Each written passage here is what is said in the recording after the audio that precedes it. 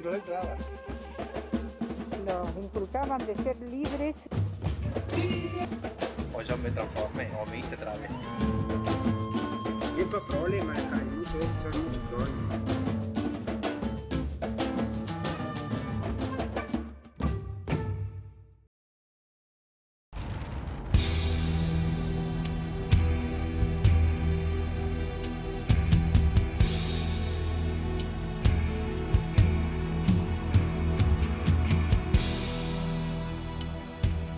Dos siglos han transcurrido desde que nuestro país se propuso la independencia. Al quiebre con España, que fue el intento de nuestra primera independencia, aparecieron después otras cadenas. Una de ellas es la usura de los organismos internacionales de crédito como el Banco Mundial. Las recetas del Fondo Monetario Internacional manejaron durante mucho tiempo las decisiones de nuestra economía, privándonos de la soberanía que habíamos declarado hace 200 años. Aquel 24 de marzo de 1976 se produce el más sanguinario golpe militar de la historia que derroca a la presidenta Isabel Martínez de Perón.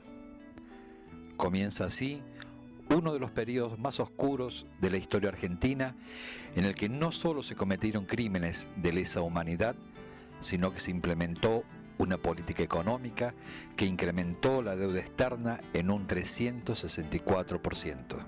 Se abre, señores, un nuevo capítulo en la historia económica argentina.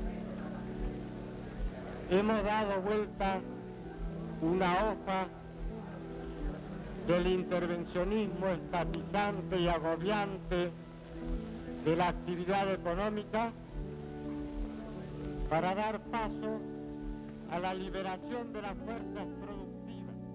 En 1980 se inicia el fenómeno de convertir deuda internacional de empresas privadas en deuda del Estado.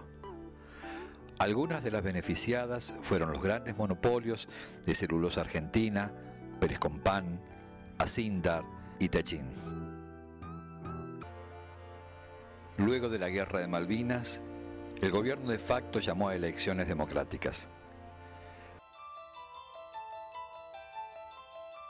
La democracia fue recibida con gran entusiasmo. Después de un largo silencio, el pueblo al fin podía expresarse. Pero la dictadura no se había ido del todo. Su política económica nos dejaba una pesada deuda externa de 45.100 millones de dólares y devastadores intereses.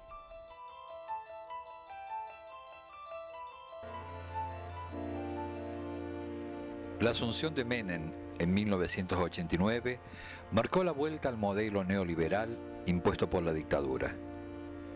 El ajuste del presupuesto social y la privatización de empresas estatales son algunas de las recetas del Fondo Monetario Internacional que fueron aplicadas por el gobierno de los años 90.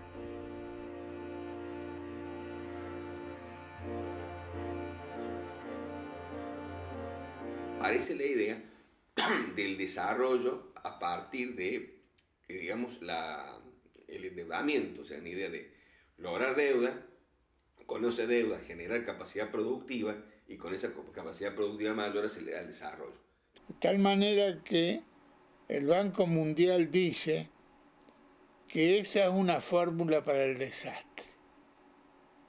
Por lo tanto, hablar de la deuda externa tiene que llevarnos a considerar, en primer lugar, a los países en qué ubicación tienen en ese contexto internacional. Por supuesto hay muchas presiones para que los países capitalistas ingresen, porque si ustedes leemos la lista de los países socios, hay países que son muy pobres y que están en el Fondo Monetario.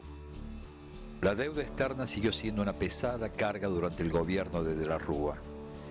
El país se sumió en una profunda recesión producto de la política de convertibilidad que exigía el continuo ingreso de capitales extranjeros al país, que concluyó en la crisis del 2001, cuando el país se declaró incompetente para cumplir con el pago de la deuda externa. La actual crisis mundial demuestra una vez más la inutilidad y poco viabilidad de las recetas financieras del Fondo Monetario Internacional, las cuales han sido comprobadas en todo el mundo.